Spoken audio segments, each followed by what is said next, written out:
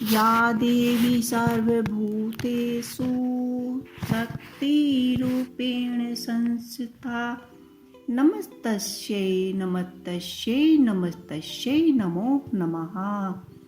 आइए आरंभ करते हैं मार्गशीर्ष में सुने जाने वाले मार्गशीर्ष के महात्म व कथा। सारे संसार के कर्ता श्री भगवान विष्णु, देवी सरस्वती तथा श्री गुरु जी के चरण कमलों को नमस्कार करके मैं इस मार्गशीर्ष महात्म भाषा की रचना करता हूँ। एक समय श्री सूत जी ने अपने गुरु श्री वासी जी से कहा कि गुरुदेव कृपया करके आप मुझसे मार्ग मास का महात्म कहिए, क्योंकि मैं आपका शिष्य हूँ। व्यवसाय जी कहने लगे कि रघुवंश के राजा दिलीप एक समय यज्ञ के स्नान के पश्चात पैरों में जूते और सुंदर वस्त्र पहनकर शिकार की सामग्री से युक्त कवच और सुशोभ्यमान आभूषण पहने हुए अपने सिपाहियों से घिरे हुए जंगल में शिकार खेलने अपने नगरी से बाहर निकलने, उनके सिपाही जंगल में शिकार के लिए मृग, वज्र, सिंह आदि जंतुओं की तलाश में इधर उधर फिर रहे थे। उस वन में वनस्थल्य अत्यंत शोभा को प्राप्त हो रहा था।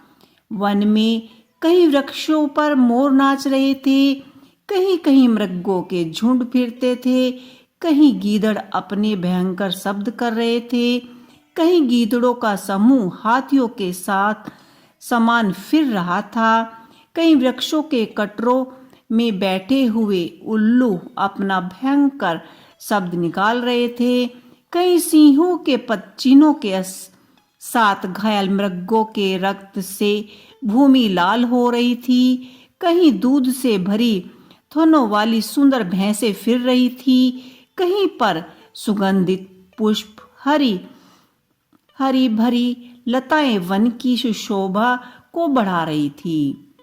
कहीं बड़े बड़े पेड़ खड़े थे तो कहीं पर उन पेड़ों पर बड़े बड़े अजगर और उनकी केंचुलियां भी पड़ी हुई थी। उसी समय राजा के सिपाहियों के बाजे की आवाज सुनकर एक मृग वन में निकलकर भागने लगा। बड़े बड़े चौकड़ियां भरता हुआ आगे बढ़ा। राजा ने उसके पीछे अपना घोड़ा दौड़ाया और तुरंत मृग पर शक्ति से प्रहार करने लगा। मृग कांटेदार वृक्षों के एक पेड़ में घुस गया और राजा ने भी उसके पीछे वन में प्रवेश किया, परंतु दूर जाकर मृग राजा की दृष्टि से ओझल होकर कहीं निकल गया। राजा निर्जन वन में अपनी सैनिकों सहित प्यास के मारे अति दुखी हो गया। दोपहर के समय अधिक मार्ग पर चलने से सैनिक भी थक गए और घोड़े रुक गए। कुछ थोड़ी देर बाद राजा ने एक बड़ा भारी सुंदर सरोवर देखा। उसके किनारे पर घने वृक्ष थे। इसका जल सज्जनों के हृदय के समान स्वच्छ और पवित्र था। सरोवर का जल लहरों से बहुत सुंदर लग रहा था।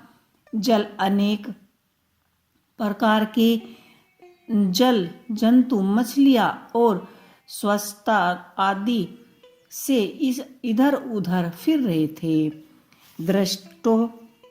दुष्टों के समान नदियों चिंता वाले मगर भी थे।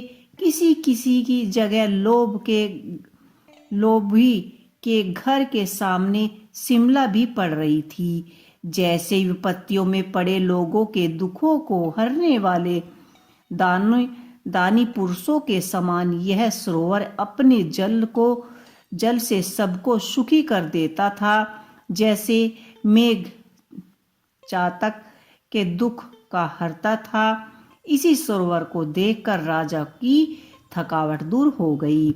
रात्रि को राजा ने वहीं विश्राम किया और सैनिक पहरा देने लगे और चारों तरफ फैल गए। रात के अंत समय में शिकारों के एक झुंड में आकर सरोवर में पानी पिया और कमल के झुंड के पास आए और शिकारियों ने सावधान होकर सुकुरों पर आक्रमण कर दिया, उनको मारकर पृथ्वी पर गिरा दिया।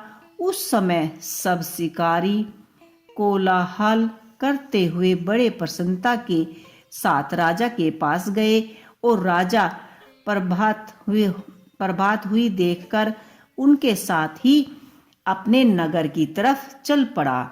रास्ते में एक तपस्वी को देखा जिसका शरीर तपस्या और नियमों के कारण बिल्कुल सूख गया था, जो मृगछाला और वल्कन पहने हुए था और नख रोम तथा केश धारण किए था। राजा ने ऐसे घोर तपस्वी को देखकर बड़े आश्चर्य से उसके प्रणाम किया और हाथ जोड़कर खड़ा हो गया। तपस्वी ने राजा को कहा कि हे राजन, इस पुण्य शुभ मार्ग में इस सरोवर को छोड़कर तुम यहाँ से क्यों जाने की इच्छा कर रहे हो? तब राजा कहने लगा कि हे महात्मन, मैं तो माघ मास में स्नान के फल को कुछ भी नहीं जानता।